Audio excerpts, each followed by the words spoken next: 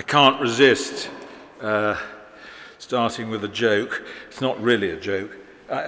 Listening to your speakers this morning, particularly Annabelle, I only wish I'd become a Christian rather earlier than I did in life, because I would have enjoyed all the advantages that she talks about that men now appear to have. And sadly, I became a Christian. I say sadly in that sense. I became a Christian in my late 20s, long after I was married, and so I didn't have that experience.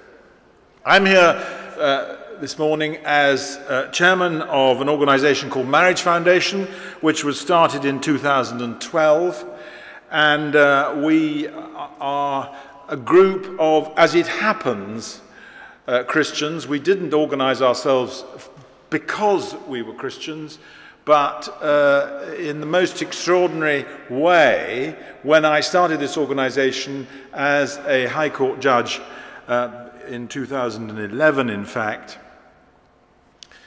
we got together through other Christians becoming interested in what I was talking about at the time.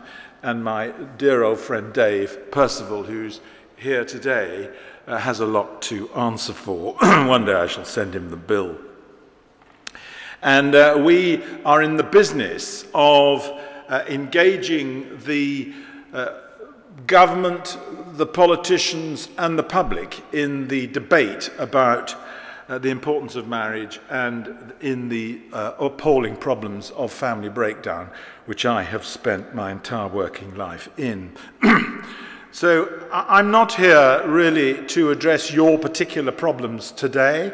I don't have any special answers. I'm going to suggest one or two questions or lines of inquiry, and maybe along the way the odd answer may emerge. As the wonderful John Stott used to say, I have 3 introductory points. I was reminded so much of the beauty of that man last week. I went to talk to a group of pastors in the very far west of Wales, and we spent the best part of 2 days talking about the problems of family breakdown more than the problems of marriage. It is a fact that the whole business of marriage and family breakdown now engages our population in a way which was never the case, certainly when I was young, certainly when I started as a family lawyer many years ago. But my first introductory point is this: how good is the evidence upon which we're having our discussions today? What is the data for the real scale of the problem? Beware, I say, and I don't seek to lecture you in any way, but we have been through this so much ourselves in what might be described as the secular environment. Beware of the urban myth, beware of the anecdote. We worked last summer for 3 weeks with a top statistician from Brigham Young University in Utah, in the Mormon University, a fantastic and interesting statistician. And he kept on telling us when we were discussing this problem, never forget, he said, that the plural of anecdote is not data. So the fact that you've got a lot of people talking about this in a different way does not, in fact, necessarily provide you with good statistics. They make for good stories, anecdotes, but they are not necessarily very helpful in assessing the real scale of the problem that you face. Beware of anecdote, I would say, also in its capacity for driving excessive wishful thinking or neurotic anxiety. Be on your guard about myth, rumour and gossip about marriage, the scale of marriage, the scale of family breakdown, and statistics of that kind. It is vital to be absolutely rigorously truthful about the reality when you're talking about this, because you get picked off. As we have discovered through bitter experience with engagement with organizations like the BBC and other organs of the press, it's very, very dangerous to discuss these problems unless you're very comfortable with the strength of the data. And I would say, finally, be very aware of the reality when you're discussing this subject, the reality of marriage, Christian marriage, ordinary marriage, whatever, and also the reality, the very real reality in our society now of family breakdown. So I would suggest there are two, as I say, preliminary questions that you need to have well in mind. What is the real as opposed to the imagined scale or the felt scale of the problem? And two, what is the relative state of the problem? That is to say, how much does the actual position in the churches compare with the outside secular world? Are the aspirations very different? And I would also suggest this. One of the parts of the equation that we've had a lot of dealings with, particularly recently, is with the Catholic Church and the Catholic experience. They have masses of experience in this field. It is nuanced in a sense, but it's but in many respects it's similar to the experience that you are discussing here today, the problem of people marrying non-Catholics, the problem of people marrying, in this context, non-Christians. And as I say, they have a lot to say on the subject and a lot of experience which you might find informing. And I would say, finally, we all need to be careful, don't we, about conflating this apparent driving and all-consuming desire to get married within men an all-consuming desire to have a full sex life at a time when this is trumpeted across every means of public communication as the be-all and end-all of everybody's existence almost, from almost the cradle to the grave.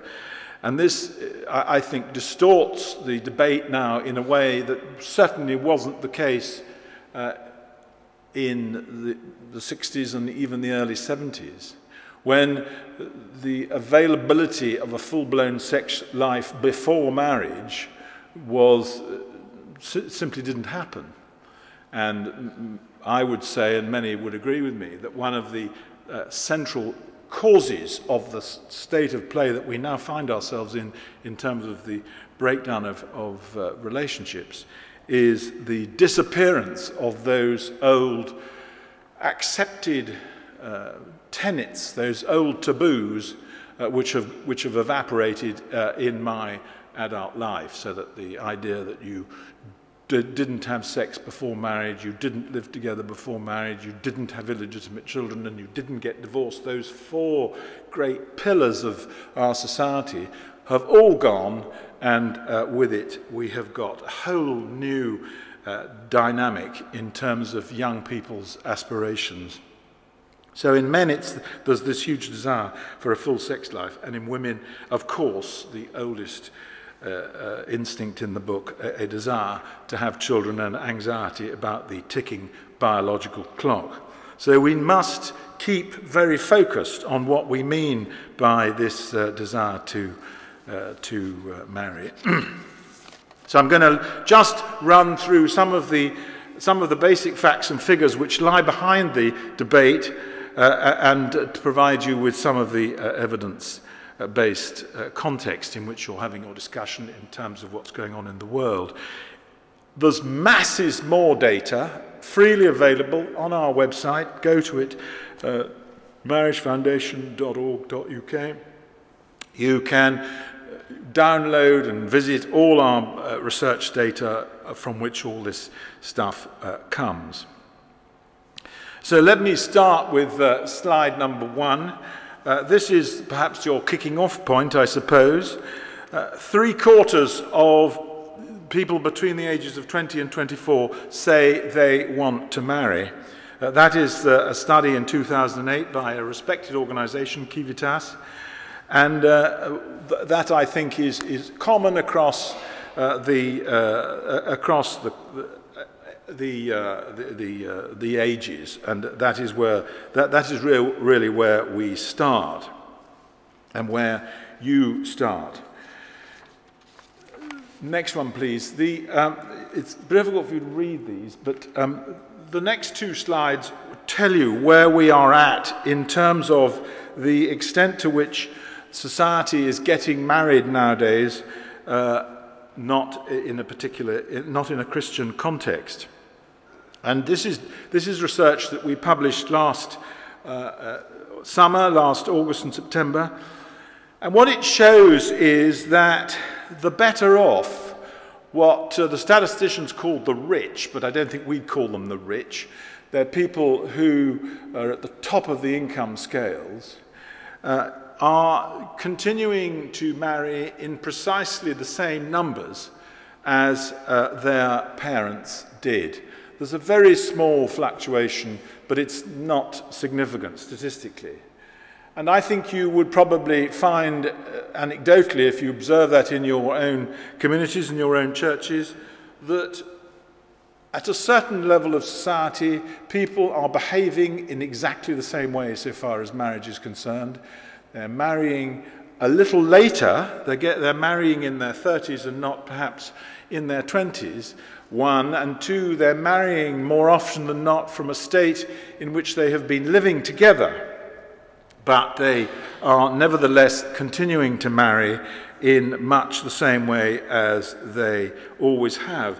Among mothers with children under 5, I'm just reading now from the slide, you can't read it, 87% of the highest earners are married, compared to 24% of the lowest earners. And the significance of this is that this has been a massive change in the course of a few decades. Going back a few decades, and we don't need to worry too much about precise dates, going back a few decades, everybody got married. Basically, that was the rule. Everybody got married. Didn't matter what part of society you came from, that was the national behavior characteristic, if you like. So if you, but in the intervening period, what has happened is that the better off have carried on behaving in exactly the same way, and the less well off, and as you go down the social scale, this is almost a kind of straight line, as you go down the social scale, fewer and fewer people get married, and when you reach the bottom, the bottom level of society, the figure is around about 20%. Does this matter? Yes, it matters hugely, because what we know from the data, particularly that we have produced in the last few years, is that marriages last and cohabitation on the whole does not last. And we'll look at a few more figures in a moment. So that is the state of play in the secular world. The better off are continuing to marry as they always have done, and it is, we think, cynical for the politicians, all of whom would regard themselves as out of that strata of society, to play down the importance of marriage when they are still marrying in exactly the same way as they always have, and yet they do not in any way trumpet the benefits to many of their constituents. So moving on, some basic facts and figures again, taking them one at a time. 241,000 marriages in 2010.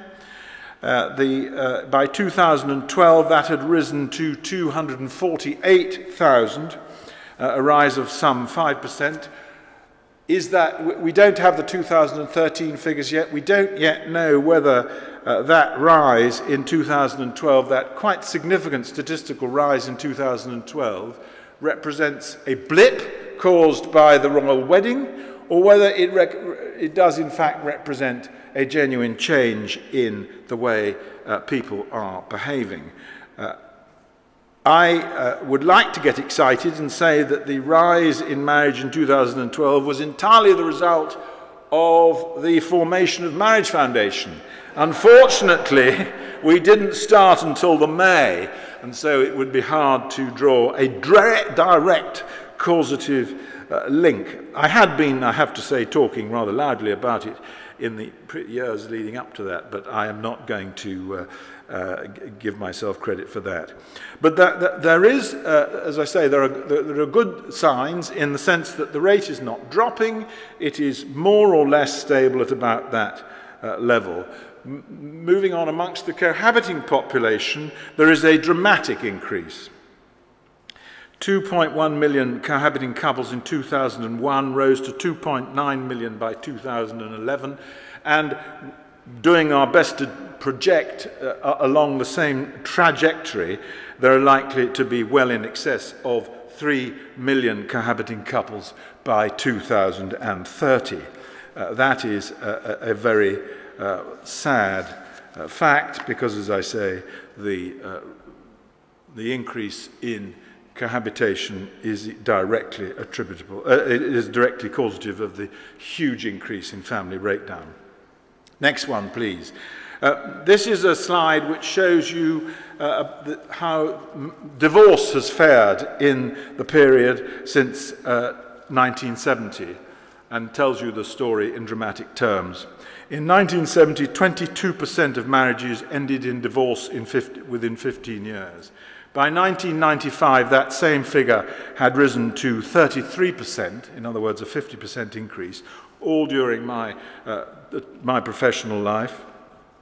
And the divorce rate, as it is now rather crudely described, because it's a very composite figure, is now hovering at about 41%. In other words, on average, it's hovering at around 51%. In fact, divorce is almost entirely confined to the first 10 years of marriage. That is the stressful period. That is the period where the figures have changed hugely in the intervening period, and I'll tell you a bit more about that in a minute. And that is where one needs to look for ways to improve things. And that is where, if I may say so, dear Nikki and Scylla's fantastic course has, of course, such a huge part to play in educating people in coping with crisis and difficulties in their relationships in the early years where all the stress is located. Next one, just in case Christians attempted to break the rules and live together rather than get married in order to satisfy their various urges, as I've described them. This is a slide that shows you the proportion of parents separated at a given time after the birth of the first child. And as you will see, those who were cohabiting at birth produce a miles higher rate of breakdown than those who marry. The blue line are the cohabitants. The pink line are people who marry, who were cohabiting at the time of a child's birth, and the bottom line is the old-fashioned line, those who were married at the time of the child's birth. And you see there that, and we'll look at it again in a moment, that in fact there is a measurable difference between those who marry, who cohabit at birth and then marry, and those who marry, who are already married at the time when the child is born. So it is not the answer to go down that cohabiting route. It is a deeply unstable state of affairs. This is a slide showing, and I sometimes have a little bit of a test here. This is a group of celebrity marriages, celebrity weddings, because celebrity marriage breaks down at twice the normal rate, the rate for the rest of us ordinary human beings. So it is an interesting fact that those who have most money, most glamorous life, and apparently everything that any human being could reasonably want, in fact, have the most difficulty in retaining their relationships in good order. Next one, please. Some good news. There has been a 29% decrease in divorces granted to couples in the first 5 years of marriage. Divorce rates for early years marriages has dropped for 8 consecutive years. Almost all variation in divorce rates has come in the first 10 years, and for couples who have been married for more than 10 years, the divorce rate has not changed significantly since the 1960s. So this really underlines what I said earlier, that when you hear about the terrible statistics for divorce, it's almost entirely confined to the first 10 years of marriage. But the good news is that, in fact, the rates are falling. It's combined with the fact that people are marrying later. On the whole, marriage takes place now for women around about the age of 32, 33, men a bit earlier, a bit later, 35, 36. And that increase in age seems to have something to do with the extent to which commitment is made and the extent to which these marriages seem to work and endure in a way that is very heartening. We think, and the data seems to, the research, particularly the American research, and that's really where the best research in this area comes from Denver University, that this is to do with the way in which men, as opposed to women, make a commitment. And it seems that men who are delaying popping the question, if you like, are being more thoughtful about it, and when they do get round to asking the woman, it seems to signify a greater a sense of commitment and that it will last. Next slide, please. After 10 years, the divorce rate is 1.8%, and it drops away year by year after that. So if you've got to 10 years in this room, if there are people in this room who've made it to 10 years, you're there pretty well. If you make it to 30 years or more, you're overwhelmingly likely to go on until death us do part. So don't believe the nonsense that is pumped out that there is a huge increase in divorce in the later years. That is not true. There is an increase in divorce amongst older people, mostly related to the fact that a lot of those people got married for a second time or got married much later in life. The evidence for so-called silver surfer divorces is not made out. It is and it's measured in very, very small numbers. All, as I say, all the real heartache is around the early years, first 10 years. After that, the fall-off is like a ski slope, and we think that that is very good news. Next one. This is our best slide. 61% of newlyweds can expect to stay married for life, and this is our pin-up couple. It is more than just a joke, in this sense that one of the problems we have, Marriage Foundation has, is in projecting the image of long-term stable marriage. It's very difficult to produce sexy pictures of people who've been married for a very, very long time, for obvious reasons. For obvious reasons. If you want to show someone who's been married for 50 years, 40 years, they're going to be decrepit like me. And it's much, much easier, of course, to have the glamorous celebrity couple to illustrate it. And this is, as I say, a wonderful couple from Russia who have probably made it for about 100 years, I think. But it's a serious point. Next one, moving swiftly on, I'm conscious of the time. This is an interesting piece of research that we did and which really supports a lot of what you're talking about here today. there is a direct causative link between getting married before you have children and the rate of breakdown. These show you 3 samples.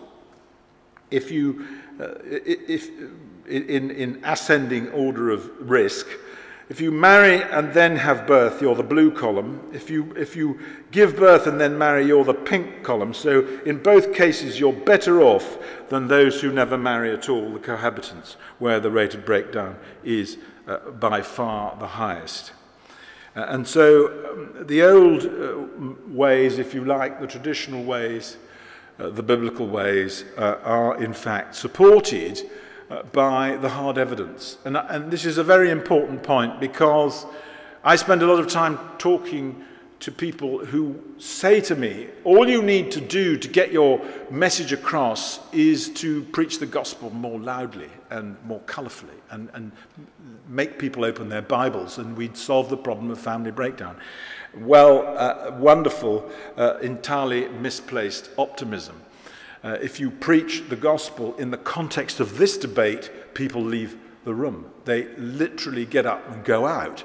They don't want to be told that this has any kind of religious or Christian driver. You don't need to, though, because if you come at it from the other end, which is the hard data end, it totally supports the Christian case. And what we do is to show people what the evidence is telling us about the rate of marriage, the rate of divorce, and ask them to draw their own conclusions about whether or not the biblical model is in fact the best. Surprise, surprise, it is. So just finishing, really, this is what we call our elevator pitch, which we've been required to draft in order to go out and beg for money from people. This is what we're about. Family breakdown, with its appalling pain and distress, is at epidemic levels and lies at the root of almost all society's problems. It particularly affects our children, and it is a primary cause of inequality. It costs the country £48 billion a year. Reversing the current declining rate of marriage is ultimately the single most effective key to reducing family breakdown, because even nowadays most marriages last a lifetime, whereas less formal partnerships don't, and lifelong fulfilling marriage remains the main aspiration of the majority, especially the young, but it is now regarded by far too many as unattainable, and that buys into what you're talking about here today, and the rest is about me. That's really all I have to say. I want just to say 2 things in relation to the church and its attitude to this whole business. Firstly, I think it is vital to be truthful about what marriage is and what it is not and what it really looks like, so that our young people know the truth, not the fantasy about marriage. Many, many, many of them have themselves experienced directly or indirectly family breakdown, and it's absolutely vital that they get the right picture from the married people in our churches. And secondly, make sure single people have plenty of opportunity to encounter real families, and this is what has been said earlier, with real lives and real loves, if you like, and real problems to counter the good and bad myths and the wishful thinking. We must invite single people into the homes of happily married couples, so that they get the true picture and they have it displayed. They have it on display. We do them absolutely no favours if we perpetuate myths, whether they're good or bad. I would like to see more surveys conducted in the active churches to see, as I say, what the real scale of the problem is. I don't believe it would be at all difficult to get the data. Thank you very much.